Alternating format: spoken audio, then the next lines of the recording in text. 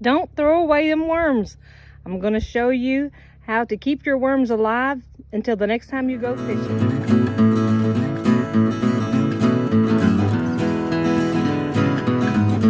Here are a few things you need to get started.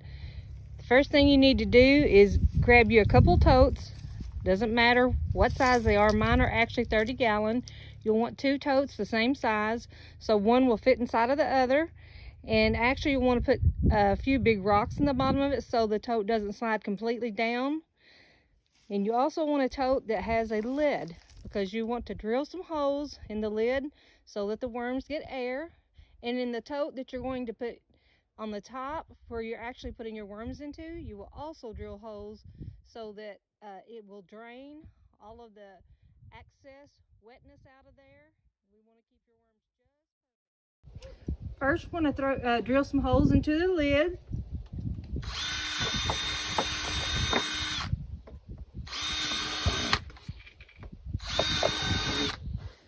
I usually drill about 7 holes in the lid. It's going to look like that. Then I take the bottom. We're going to drill some holes in that as well. And this is the one that you're going to actually put your worms, your soil,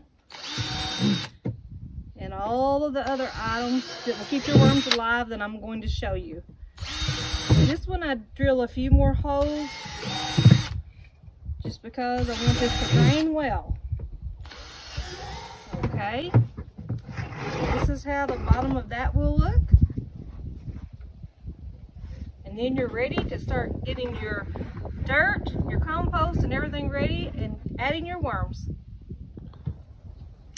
Now we're going to add the rocks to the tote, and then I'm going to show you all of the other things that I add to this to get this actually going and to keep our worms alive. So there's our rocks. Now we're going to add our other tote that has our holes drilled in it.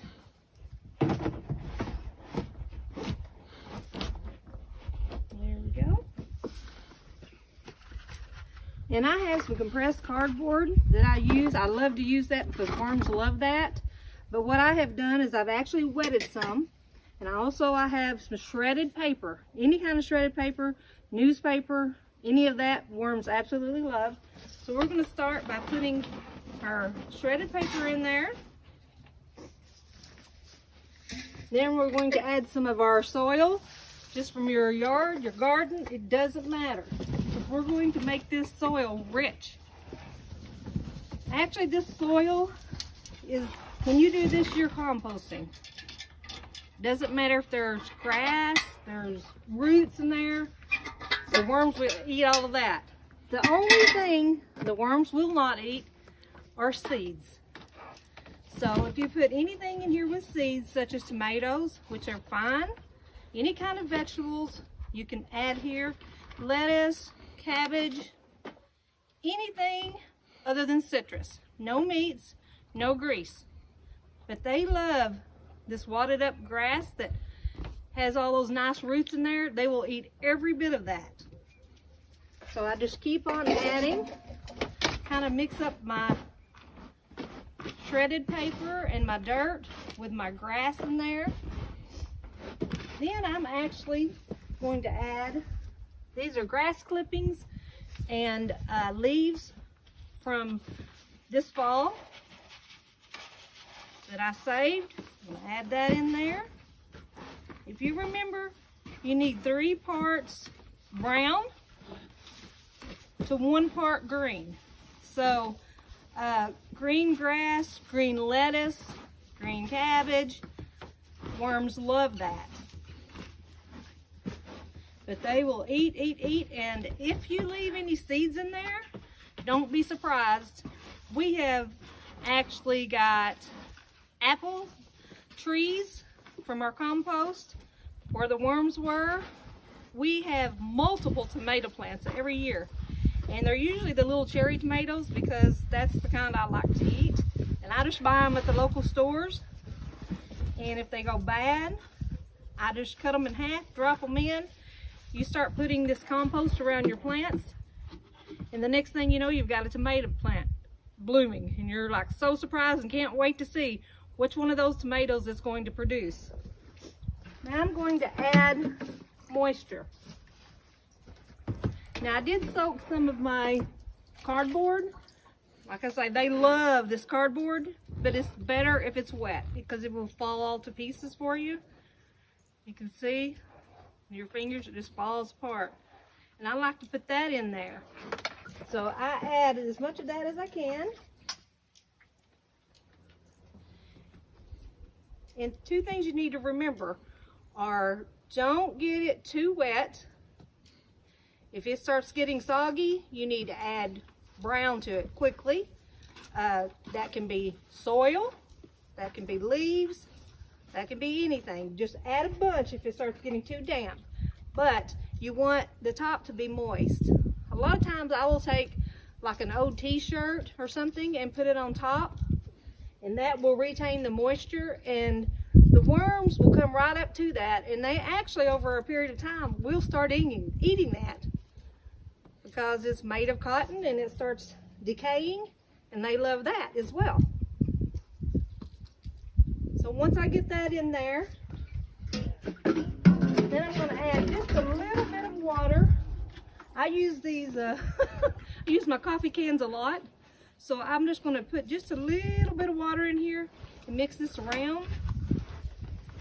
And you want it just damp. I mean, not soggy wet at all, only damp. Mix it around really well.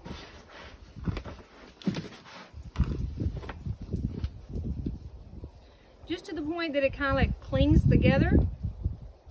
Just barely whenever you squeeze it hard. See how that kind of clings together? That's all you want to add to that.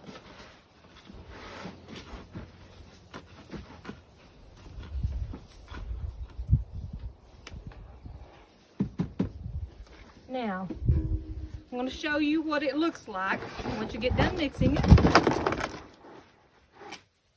Like that. Now it's time to add your worms that I'm going to show you how to do all this with, that I bought at a local store.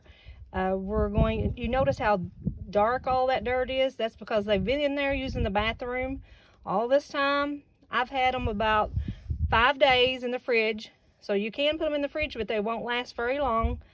And we're going to dump all of that black soil away from them, because actually that is well fertilized soil.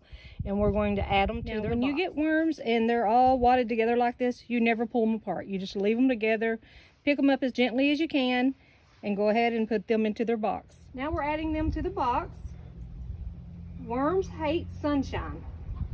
So whatever you do, try to keep them in a dark area. You'll notice when you go out to check on these worms and you lift the lid, or if you have a t-shirt covering them and you lift that, they'll run under the dirt. And that's just because the sunlight will actually paralyze them and they'll eventually die.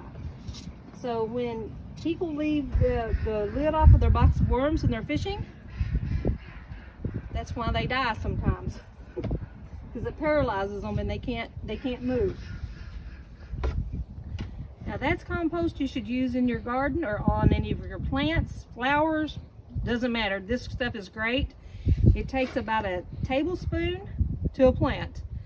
And once this is actually wet, then it activates. It's a great fertilizer, the best fertilizer, natural fertilizer that you can actually get. And a lot of people call it black gold.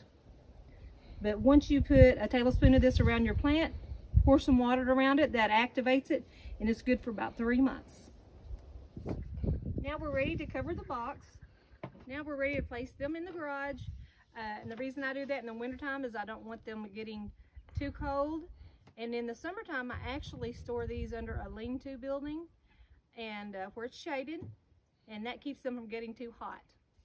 And you'll be able to enjoy these wintertime or summertime if you'll do it this way. Thank you, and please subscribe to our channel.